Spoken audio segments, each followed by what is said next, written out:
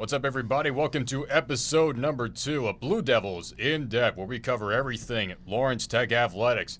Jon Snow and Robby Elliott with you for this one. We've got a jam-packed filled weekend of sports to cover, which included some senior day events, late night hockey, and then we'll end it with a little transition as we move into the winter sports. So, Robby, let's just get into it. Men's and women's soccer. They had their senior day events as they took on the Racers of Northwestern Ohio. The women's team, they took the victory 2-1 and now are 7-2 in conference play, currently in third place. But the main highlight of that one was the fact that senior Jessie Koji, she injured her ACL early in the season before conference play started, but was able to get a full minute of play.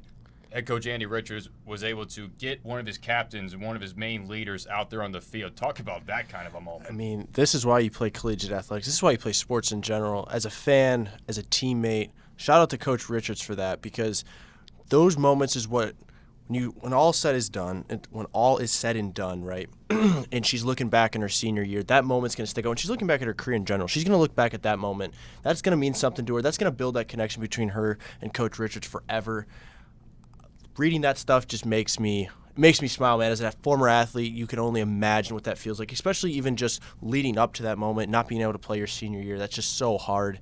So shout out to Coach Richards, man. That is such a cool thing to do, such a cool way to honor, especially a captain. That's a big leader of your team, a leader of a team that, she's taken on a different role. I've actually experienced this exact thing, not with injury, but just not getting to play, and now you're kind of a coach, but in a different way. You have that special relationship with players in the locker room. You get to see things that coaches aren't going to get to see, and you're impacting the team in a much more positive way, and hopefully she's been able to find that role with being an injured player and having to take a bench player role. No, definitely. Bench coach role, I should say. Yeah, basically a bench coach role, because she is still a leader at heart and just a great personality, as is the multiple personalities on that team. And meanwhile, on the flip side for the men's team, they unfortunately took a loss 2-1 by that same score. And Will Dyer's team, after having such a great start, and Will Dyer getting his 100th win throughout this season, but they have lost 3 straight and now currently have moved down to 4th place. And with only 2 games left in the season, they got to figure out something. They got to figure it out quick. Yeah, they do. This is a team that has showed a ton of offensive just success all season. Their goalie's playing really well too. But, this is a great test. I think Will Dyer's going to tell you, if there's one place I want us to start falling, because you have a lot of success, but as a sport, any sport, you're going to hit those valleys, and you're just not going to be playing well. He'd rather have it happen right now so they can get hot again. It's all about, in terms of collegiate athletics, especially when you go into a tournament play, it's all about who's going to get hot at the right time.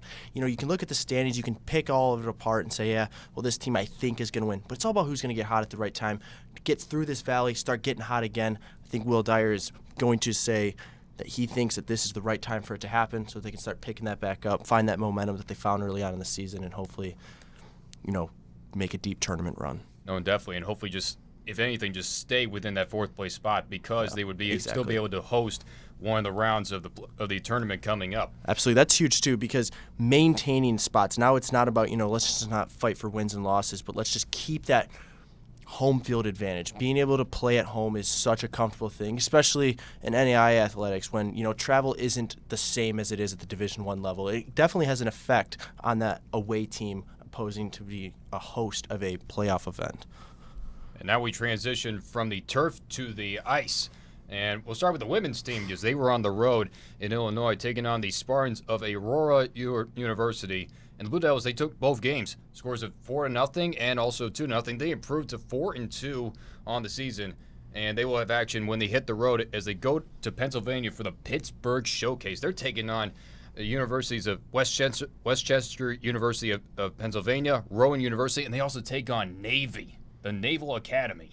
Wow. I mean, talk about a cool opportunity, to play a school at that level is such a great test for not only your program, but also just a great memory for players, to say, hey, we played a women's team from the Naval Academy. I think women's sports in general over there is just taken so seriously, and such a cool opportunity that the women's hockey team has over here. But yeah, man, 4-2, they're starting off pretty well. I mean, to travel down to Pennsylvania, it's always tough, like we just talked about. It's always tough traveling on the road. However, I think getting those 2 wins, 2 shutouts too, that's huge for the confidence. hopefully they can keep carrying that on into that Pittsburgh showcase.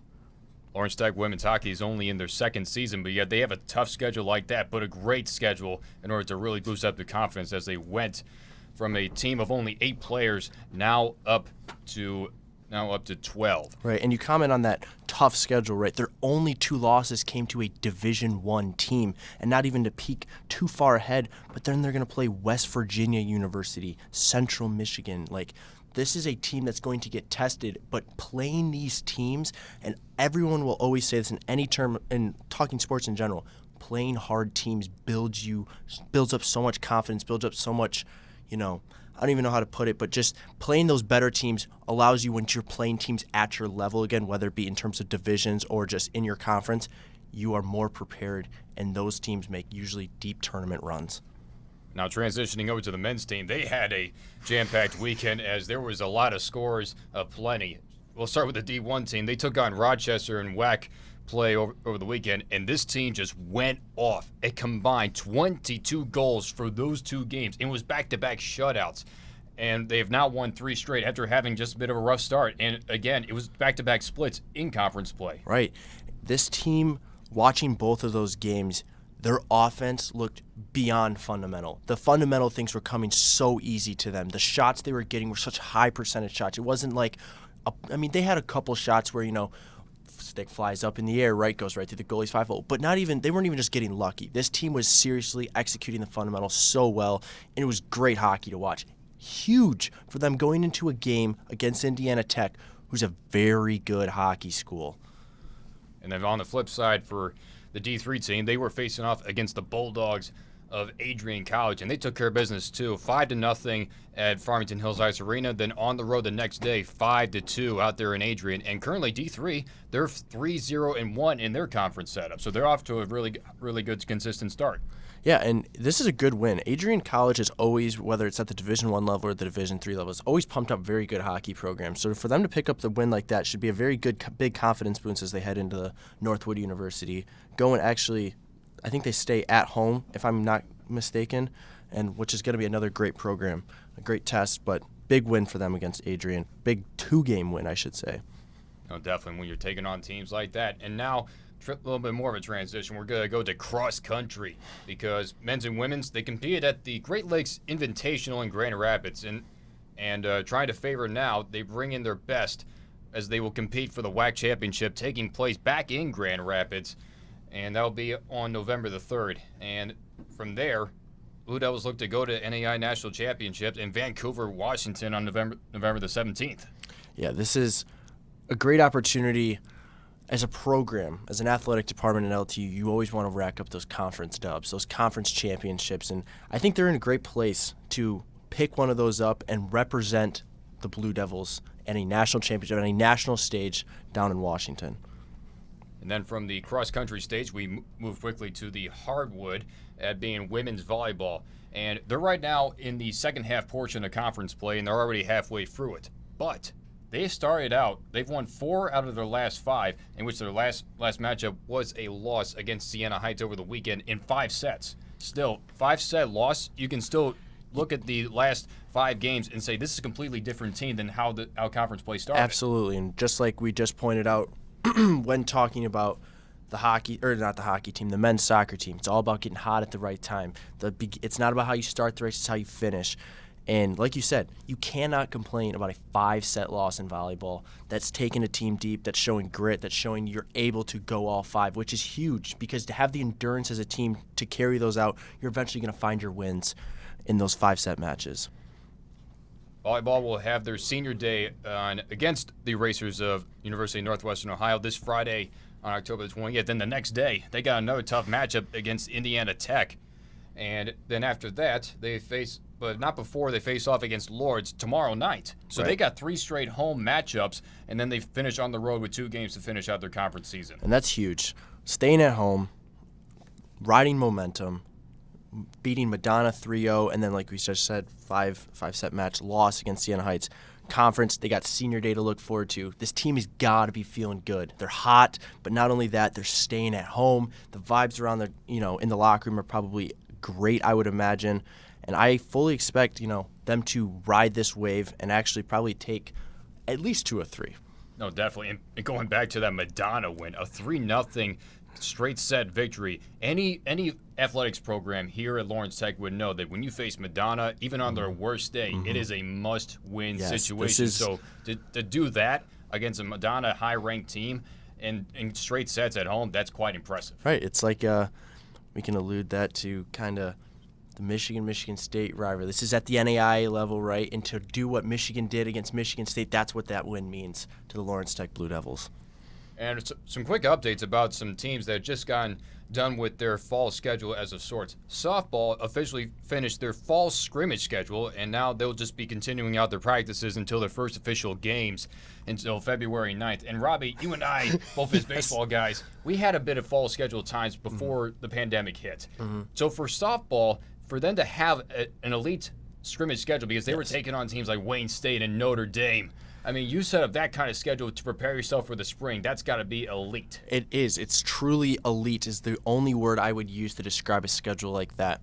And the fall schedule isn't so much about wins and losses, and that's kind of why they schedule the games that they do. How are your players going to match up against these teams? Like, for a team like Notre Dame, obviously the competition compared to what they're going to face in the spring, it's not the same.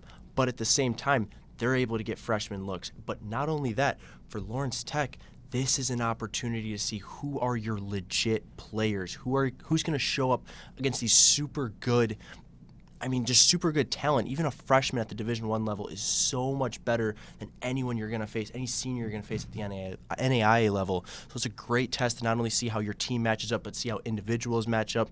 Once again, it's always good to play better teams because you're just going to get better from it. There's no way you can lose in terms of not essentially, you might lose the game, but as a team, you're not going to lose. No, and going back to the point, you and I, we're both baseball guys. Yep. We've been for the college system. Yep. And early on, whether it was in the fall or even late in February, we were all forced to travel. And basically, so my question to you is, what was your best travel time before the spring season started? What was my best travel time? I guess I'm confused by the question. Maybe elaborate a little more. What do you mean by that? So when you were back in your college days playing baseball, you spent some time in Cleary, and then you also spent some time at Spring Arbor. Correct. So when you had to travel early on, whether it was in the fall or like early February, what was the best time that you ever traveled? Best time to travel. It was always the fall, man. So the way it's set up in college baseball, too, is like, especially for a team up north in Michigan, we're always going down south, which is cool. But in the fall, you're kind of just a little more relaxed. You're kind of, the season pressure isn't there. So I always felt I played better in the fall, actually. I was trying to find something and my head wasn't too big. So traveling in the fall was always more fun. However, going down to the warm states, escaping the weather in Michigan, that was always cool. But we're playing really high competition. And, for us, you can attest to this, hitting in a batting cage in a gym is not the same as stepping onto the diamond, putting your cleats in the dirt and facing a live guy like that. So it was a little tougher because in the fall you're outside all the time. So I would say definitely the fall. How about you? No, definitely the fall. But also there were some good times because especially when the pandemic hit, we went away from the fall schedule. But yet we still found some competition early on in the months of February and also probably a few in January as well before March hit, and then we went on our Florida trip. And I would say the best one that I was ever part of is when we went down to Louisiana. We faced LSU Shreveport. Holy cow. That was one of the top For teams. any of you that don't know, LSU Shreveport is an absolute force to be reckoned with in NAIA baseball. And we took, in our one game against Shreveport, we took them into extra innings. And even though that we lost, we earned so much respect that day. Not just from the head coaches, but also from the other players, because that's what you go down there for. Absolutely. You try to go put your name on the map, and if you, at the end of the day, you leave with respect. That doesn't matter if it's a win or a loss. Right. We experienced the same thing. I was actually not a part of it, but my players told me the year before I got to Spring Arbor, we went down and played the powerhouse of NAIA baseball, Southeastern, right? Oh, wow. And we had a freshman catcher actually go yard in his first at-bat. He was batting second that game. We actually put up a pretty good number. I believe it was a 5 or a 6 spot. Now, they did end up losing that game by 20-plus runs because that is the dominant force that is Southeastern. But like you said, this is a team from Michigan. You put up that number on those guys, they're going to give you respect. You're going to see that on for all of you who don't know, NAIA Ball is a Twitter account that kind of reports about it. When somebody reads something like, they're like, oh, hey, like this team can play. And then you start to, you get a little more recognition when you're playing in your conference game. Like, oh, that team, remember they put up this number against a very good team. Because at that point in time, they're rolling out their best guys.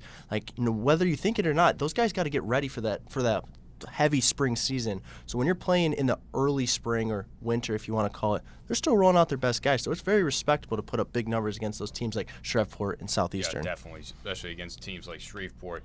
And then as we transition now, women's golf, they did finish up their season on October the 10th, but it was a solid finish. It was a complete sweep of the Blue Devil Classic, and giving them a total of 4 first-place finishes overall and a second-place finish on day 1 of the WHAC preview. And so their season ended on October the 10th. Men's golf, they're finishing up their season today as they are in the championship rounds at Whistling Straits Golf Course in Kohler, Wisconsin. Yesterday in day 1, the team finished in a tie for second place with a stroke total of 328. Wow.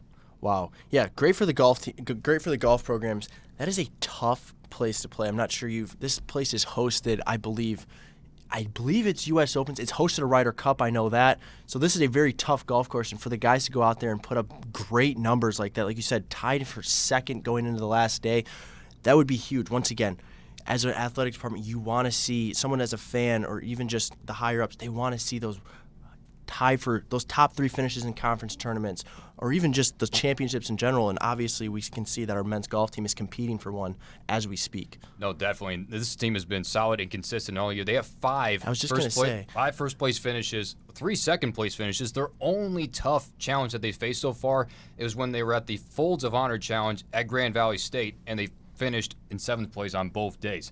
So talk about just one and out. Yeah, at one day you finish 7th place both days, and then even just a rebound, go back, finish some more, first place, second place, and then just try to continue that momentum today. Beyond impressive, actually, especially at this level. To be consistent in the sport of golf is something that we all strive for as amateurs of the sport, but playing at a competitive level like these guys are, it's even more impressive because they are playing very tough golf courses. And once again, in competition play, especially in this sport, it's so hard because you're playing 72 holes. Like, that is a lot of golf, man. And it's beyond ridiculous to look at those statistics and read that and just put that into perspective in terms of just this sport in general. And we go from the golf course now to the lanes, where the bowling teams, they'll be back in action on October the 28th and 29th at Super Bowl Lanes in Canton, Michigan for the AHBA event. And women's team, they're looking to bounce back from their previous games at the Midwest Collegiate Championship. The women's team, they finished 21st out of 36 teams. So, and they have not had the best of starts after making it to NAIA National Championships last year. So they've got to really pick things up as they're getting towards the tail end of their season. Right, and this is a team, as a coach, you remind them of those things. You say, hey, we know the caliber that we can play at. So you don't let them get flustered. You constantly remind them. You put that in their head. You almost want to take them back to those moments. That's how you bounce back from things like this. And there's always a little bit of when you have a great season like that, and all off season you're like, hey, we went to the national championship. Even we're going to talk about the men's team. They won the national championship. There's a little bit of hangover effect. So I think that's maybe something they're experiencing right now. But as a coach, you just remind them of the caliber that you are capable of playing at. And speaking of the defending national champions, they are looking to continue their strong start. They took 7th in that same Midwest Collegiate, and they also made it to the quarterfinals of that collegiate event with a pin total of 9,390. Just to put up those ridiculous numbers, just to get to the 10,000 mark of pins between that whole team. You look at that number, that stat, 9,000, just over 9,000 pins. You just hold your breath, like, wait a minute, one team got that many pins in one day? Exactly, and like I said, I talked about the women's with the hangover effect, but there is just some teams that are that dominant, right? They go out, win that national championship, and now they're ready to bounce back. They're ready to fire back. Now that can be attributed to having returning talent, but also just great coaching and great just mental toughness, mental strength to say, hey, we're not even going to think about the past. This is a new year, and let's continue to go out and do what we do. And like you said, approaching the 10,000 pin number. For all of you who don't know bowling, please try to encapsulate that and just think about that. In one day, 10,000 pins. That's an unbelievable, almost 10,000 pins. That's an unbelievable number. It is. Almost 10,000 pins were knocked down and one day all those pins, they've got to be hurting. Yes. So Yes. So we go from the oiled up lanes to the gaming rooms for esports, as tonight they are taking on, tonight and tomorrow they are going to be taking on Concordia and Cleary at 8 and 9 p.m. to finish off the fall season for Rocket League, and then against Siena Heights and Lords. Plus, also don't forget the 2023 WHAC Esports Championships for Rocket League on November the 11th will be hosted by Lawrence Tech. Yeah, that's a super cool thing. As somebody who's trying to recruit, this is a brand new thing. I believe it's within the last 3 years that esports has really emerged in the NAIA spectrum, I guess you could say. And to host the event like that, it's big for guys, trying to bring it in. It hopefully, boosts your facilities up. But yeah, man, the esports world is a cool world that we're slowly seeing emerge. Rocket League, I believe, is played in the fall. And then we were talking about this earlier off air. Is it in the winter that they play? What is this? They play different seasons for different games, right? Can you touch on that a little bit? Yeah, definitely. It's not only just it's Rocket League, but it's also League of Legends, Super Smash Brothers, Rainbow Six Siege, Call of Duty, Valorant, and just a variety of more of the games in which they cover. And not only was it just Rocket League that they faced off, it was also League of Legends in which they have also tonight, and they face the University of West Georgia. Mm-hmm. So a beauty about this sport is that you can play anybody from anywhere. You can play teams out of like West Georgia, right. So that saves them the traveling. Yes. So and they did face against West Georgia actually tonight at 7 for League of Legends. That's also another current game that's going on right now, along with Super Smash. Check that, Rocket League. Yeah, and that's like we're saying. The ability to play remotely allows this thing to expand at an exponential level because you don't have the worries of the travel and all that.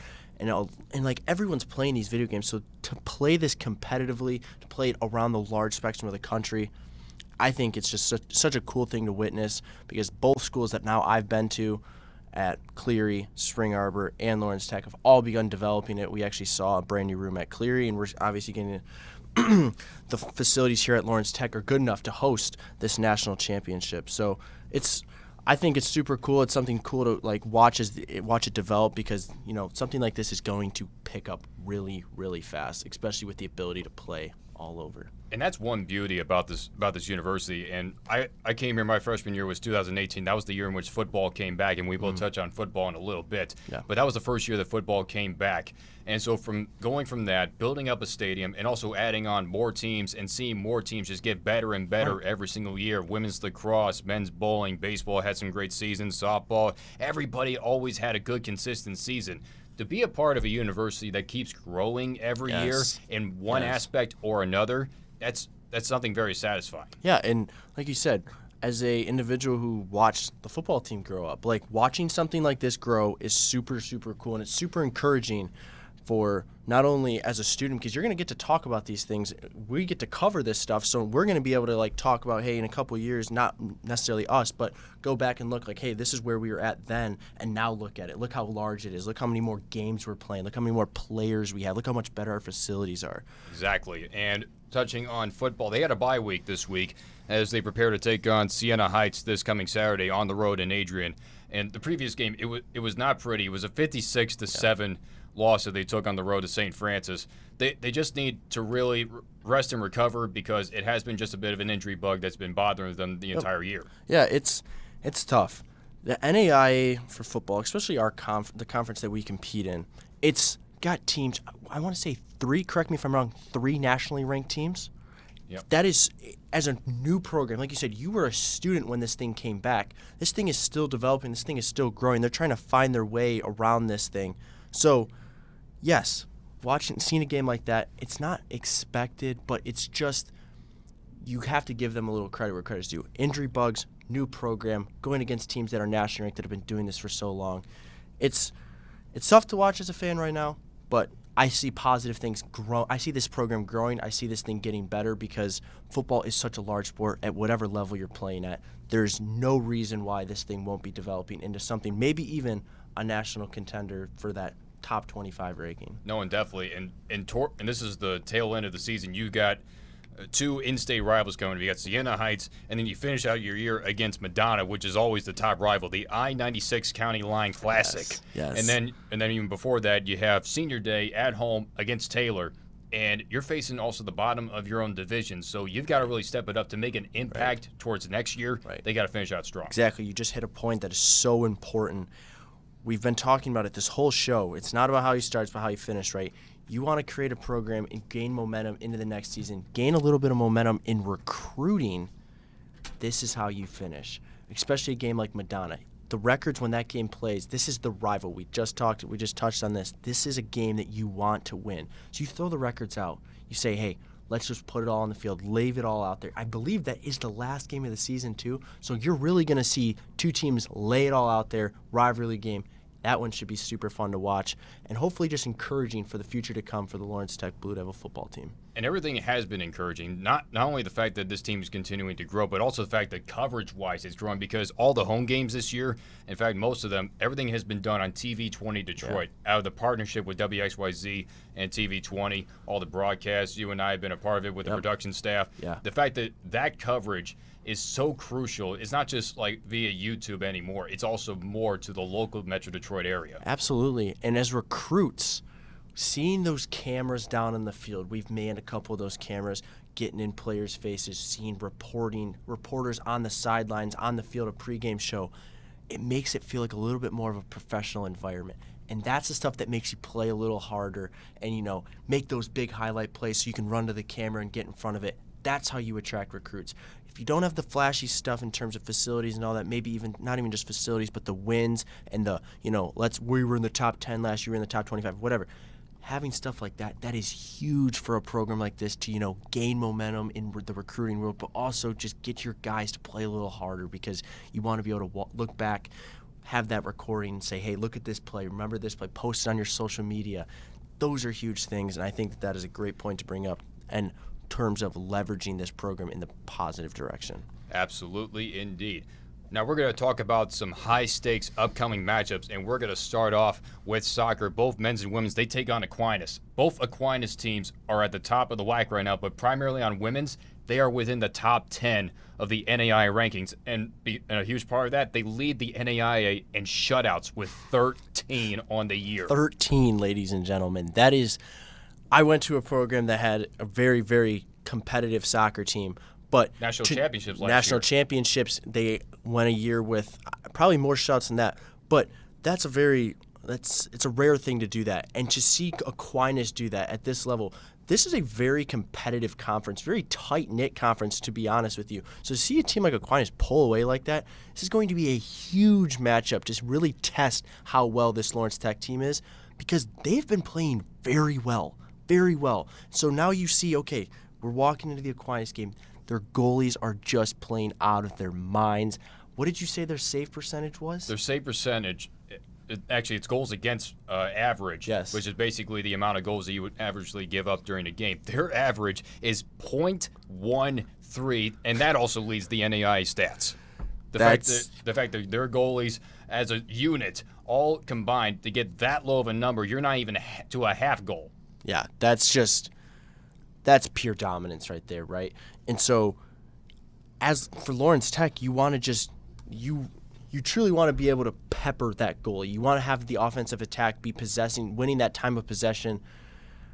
I'm very excited to watch this game because truly to watch unbelievable talent like Aquinas has, but also really see how good our talent is because we've been covering this team all year.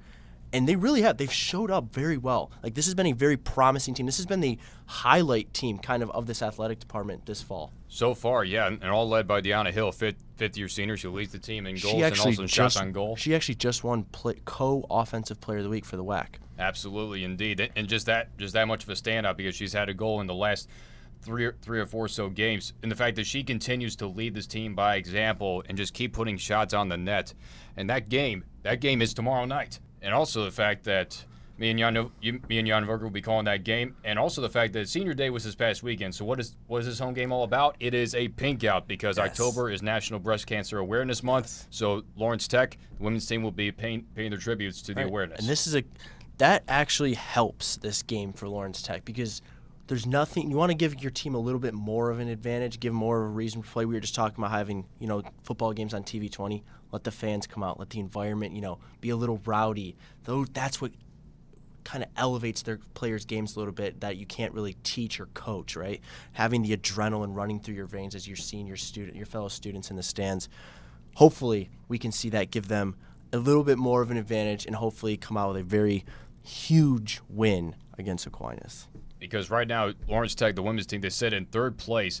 And actually, it is almost a tie for first place because Aquinas and also very newcomers, Siena Heights. Yeah. Both of them are yet to lose a game this year in conference play. Siena Heights blew out Lawrence Tech 5-0 in their last matchup. But yeah, we have a tie for first place, Aquinas and Siena Heights. So these last two games are going to be so crucial for Lawrence Tech to get a good position going into the tournament. Right, and these games, obviously the wins and loss matter for them. But at the same time, going into the tournament, seeing how you play against this team, and this is a game where you're going to look back on right in the tournament. You're going to get to see this team fresh. They're not going to have time to develop and change like if you were to play this team early on in the season. You get to play this team now, and then you're probably going to get to play them in a few weeks. So that's huge for Lawrence Tech. Even if they don't come out with this win, to see how they fare, see what they got to do better. It's big. It's big time. The timing of this game, I think Lawrence Tech is liking it no matter if they come out with the win or the loss. No, and definitely. And they want to make it further than what they did last year. They finished out in, I believe it was third place, and then they hosted the first round of the playoffs, but yet it was a 1-0 loss in which they took. So they definitely want to get revenge for that and go a little bit further on. Chip on the shoulder. So, and then the other big matchup we already talked about earlier is the Division I team taking on Indiana Tech on the ice. And the fact that Indiana Tech, they've always had Lawrence Tech's number, but it was last year in which Lawrence Tech picked up a win, first time in a while. And they had an opportunity to do a first-time back-to-back wins, but they didn't get it. This time around, do you think after the blowout against Rochester, do you think they're ready for that team? Absolutely. Absolutely. And if there's a good coach in that locker room, like I know there is, you're going to say, hey, let that momentum carry over, but don't let it make you cocky. This is a really good hockey team. This is going to be a better hockey team than you faced. But once again, the feeling as an athlete to be able to remember what it was like to have those many shots go in, to see those shots go in, that's going to be huge to play in a game when you're playing against a team that is going to match you very well, and maybe even a little more because, like you said, Indiana Tech has had their number for so long.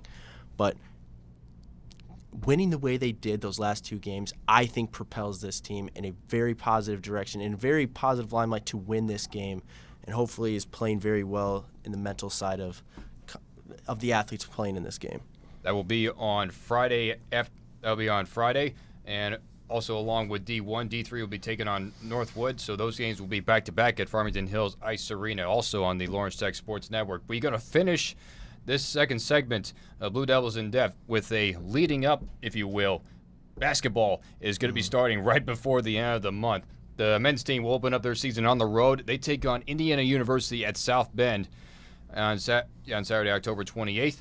And women's, they'll start their season inside the Don Riddler Fieldhouse when they take on Shawnee State on Monday, October the 30th. And head coach Grace Howergan and company, they will have a new jersey reveal coming up tomorrow as to introduce some new threads to the whole court because they've got a really great incoming class of freshmen and great recruits. So this should be a very exciting season. There's a lot of buzz around both basketball teams, but especially the women's. Like you said, the new jersey reveal. I actually don't know. Do you know if they're going to be wearing these for the season opener, I guess? Maybe the home opener we'll see them. But that's something really exciting as, like we just said, there's a buzz. There's a freshman class that's coming in that's going to make a difference, that's going to be elevating this program in a positive direction. I'm excited. I love the basketball season. I love it at this level, too. It is so great. It's a much different game than we see at the Division I level, and I think it's the basketball that I like to play, that I like to watch. So I called games last year in the Crossroads League, which is the other league that is played in the Midwest. And so I come out, Lawrence Tech playing Indiana South Bend. Probably we're going to see a dub there. This is a Lawrence Tech team who has played very well in a very, very tough WHAC conference. So I know they're going to try and build on what they did last year, which was almost success, right? It was. They finished out. They finished out, even though it was a losing record. They finished out in 8th place, and then they lost in the first round to Madonna. But the main thing about this team, the men's team with head coach Josh Pickens, is that this is a first half team. They always showed out their best within the first half, and then they just couldn't finish. Right. And to give you an example of what that's like, they had a game against Michigan Dearborn in which they won the first half. They were up by 37. The final score, Michigan Dearborn won the second half, and the final deficit was only like to 15. Right. So they've got to able to turn that around. If they are able to turn that around, this team can win a lot of ball games and really host a good portion of the tournament for this year. Absolutely, and returning players that know what it's like to play good basketball in the first half and to just have that experience under the belt. Playing basketball, especially at the college level, I've always heard is something completely different than playing at the high school level. Guys truly are, experience matters. Freshmen usually aren't going to come in at any level and dominate unless you're just truly generational, but we wouldn't see that at this level. So to know what it's like to get beat by good teams, but also play very well against good teams, that's going to carry over. That's always going to be a success in terms of, yes, you may not have had the greatest win-loss record, but you can build on that. You say, hey, we can play 50% of this game really well, and now you guys have the experience of what that's like. Let's carry that over, transition it, or kind of just take that on to the younger guys, but also make sure you're reminding the guys and kind of watching film and how what you guys were doing that was working. Carry that on. Hopefully you have a better season. And one other note to why this basketball season might be a better one than all the past years is because now we have a full WHAC schedule. That's right. Yes. Cleary has finally joined in on the party, and they have both men's and women's basketball season. Their home court will be played at Lansing Community College. Yes, yeah, LCC. So. Yep.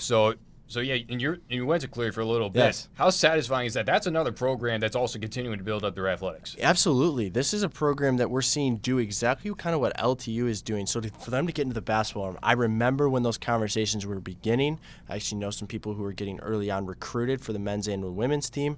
So to see them finally make that push, like you said, this is big for the conference now because now everyone's playing. And to get to play these familiar schools, having a full conference also eliminates that daunting travel schedule too. Now you have a game, now you have fillers, right? But it also just makes this whole entire league more competitive. With teams like this coming in, you always wonder. You don't have a lot of film on them, right? You don't know who these guys are. But it's a great opportunity because you're going to see a lot of transfers come in. You're going to see experienced guys, usually going to be probably pretty good basketball players. Maybe not play well as a team, but very good individuals who are going to test your team. So with that being said, quick reminder to everybody, all the teams and the games to look out for. Tomorrow, October the 25th, it's the soccer teams that are in conference play matchup. The women's taking on ranked Aquinas Saints within the top 10 of the NAI rankings. Men's is on the road. Women's are at home. It's a pink out. Jan Volker and myself, John Snow, will be on the call for that one. The Division I team takes on the Indiana Tech Warriors. That will be on Friday, October the 27th. Yep. And then on Monday, October the 30th, basketball is back. Women's is opening up their home season and just the season overall. Brand new jerseys, brand new threads, brand new faces on the team. They take on Shawnee State.